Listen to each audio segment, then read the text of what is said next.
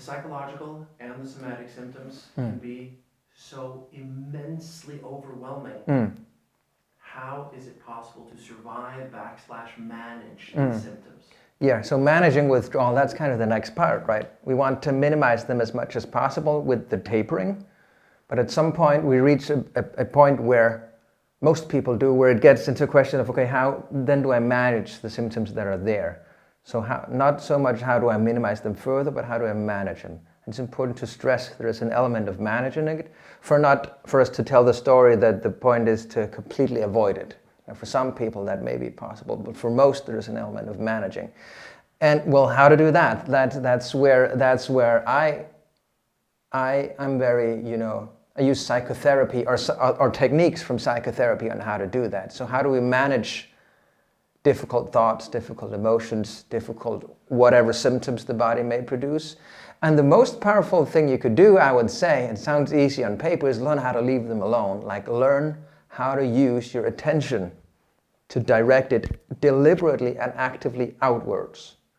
And that's not distraction. Like we don't try to replace the symptoms with something.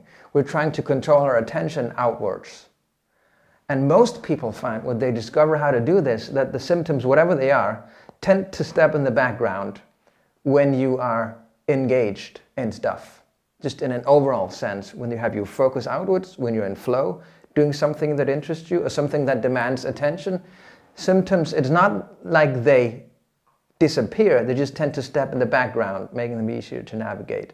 And that's a trick to learn, because obviously the symptoms come from a brain that has been destabilized. Obviously they're very fundamental, they're very deep, they're very strong. So the challenge then becomes that they will pull in your attention, will try to pull you inwards and dwell on the symptoms and think a lot about them and fix them, really.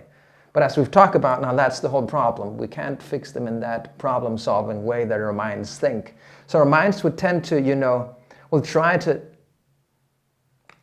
externalize them in some way for us to fix them, if that makes sense. And that's the thing we have to be very clear about and aware of catching and not following that game, because we can't. The best thing we can do is give them as little attention as possible. Obviously, we do need to make some decisions about whether the reduction was too big and all that. So, we have to pay attention to the symptoms to do that, but that doesn't generally take a long time. Besides that, we want to leave them alone. We want to learn how to be with them without battling them, if that makes sense.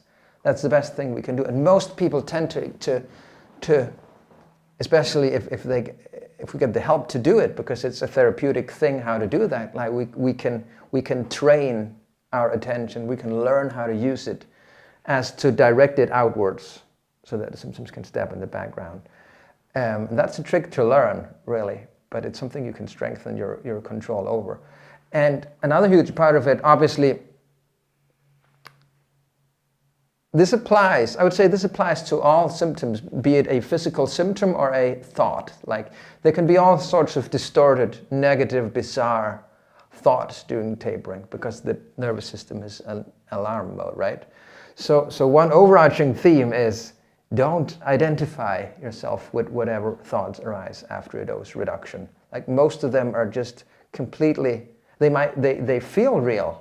So it's not to say that we should discuss whether they're there or not, or whether they feel real or not, because they may feel real. But not identifying with the thoughts is a huge part of coming off the psych drugs, because, oh man, your mind can produce all sorts of things that if you have to follow each and every one of them, and if we think we have to separate the true thoughts from the withdrawal-related thought, that's just a huge task. We put ourselves in front of a energy-demanding task, so to say, that risks taking up too much space. And there is an idea in leaving all that, trying to leave the mind alone, trying to leave the symptoms alone. You can't think your way out of symptoms. We have a mind that may think that that's possible, but I assure you it's not.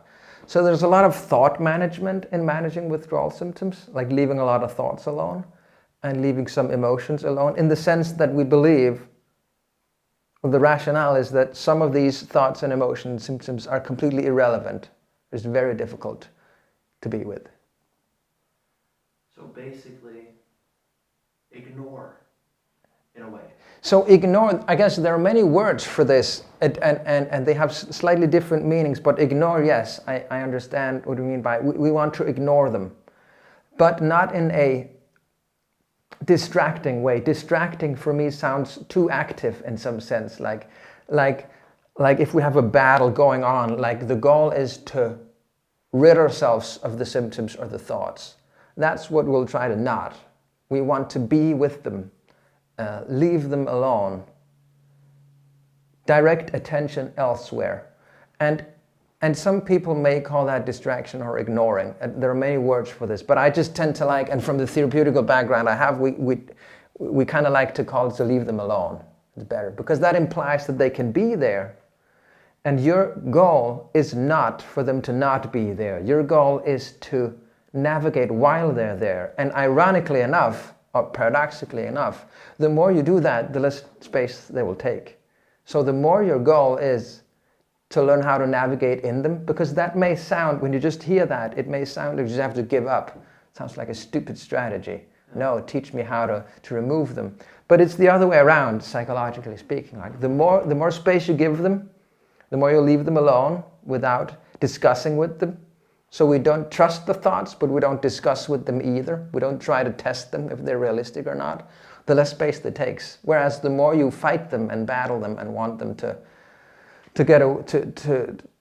disappear, the more space they take. It's the exact same with emotion regulation. Like the more you fight it, the more it's there. The less you fight it, the less it wants to be there. And these tricks we can apply to withdrawal symptoms too. Last question.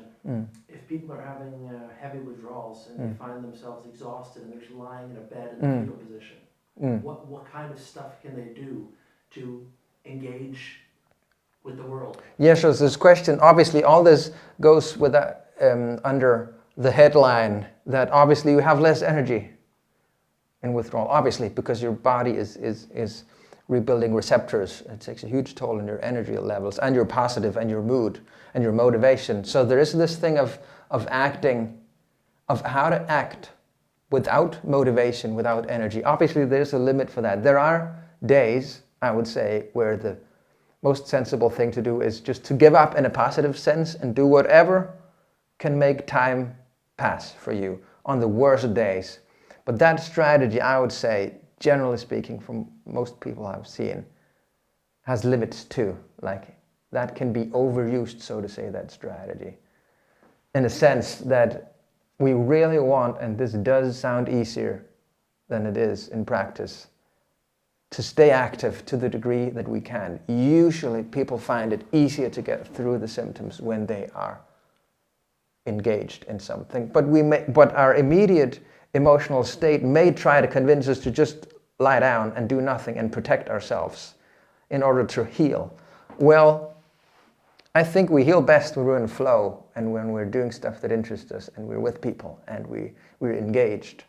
So healing is not so much, I don't think it's so much a question of like physical doing nothing with our bodies. In fact, I think we need to use it just as much as we can, because that's what it's used for. Like, so we put another stressor on the body from doing too little. So obviously that's a balance. And it's tricky to say here how to find that for any given person, because we'd have to, it's individual too.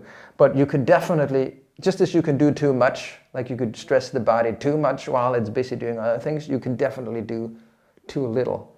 And I think there's a risk of getting caught up in all the thoughts and all the analyzing and the rumination and the dwelling on the symptoms. So there is this idea of trying to reverse that, or at least knowing how to do that. It's okay to think about it, obviously, in the situation, but you need to know how to suspend thinking and do it less and do more. Simply do stuff, because when you do it with the right mindset, not of escaping something or avoiding something or reducing something, at some point eventually you'll get engaged in stuff that makes it tend to step in the background. So I hope it makes sense that it's different, like having the goal to navigate through it, which also involves not being overly, excessively passive, which will also obviously cause its own symptoms. But it's a tricky balance to find indeed. And like this, all these answers to the questions of how to manage withdrawal symptoms, I should say, it only works when you've tapered correctly. Like there's no way of leaving withdrawal symptoms alone from a like a cold turkey for say a too rapid taper. It's simply too massive. So this borders on the like general psychological idea that we're generally capable of doing way more, in the general sense that what our thoughts try to convince us. We'll have a lot of negative thoughts during tapering and elsewhere in life. And just as a general headline to bring with you an idea, try to challenge that once and then, because we're generally much more capable of things than what our minds try to convince us. And don't get caught into the trap of trying to debate and discuss with all those thoughts. That's a heavy task. Ignore them, leave them alone.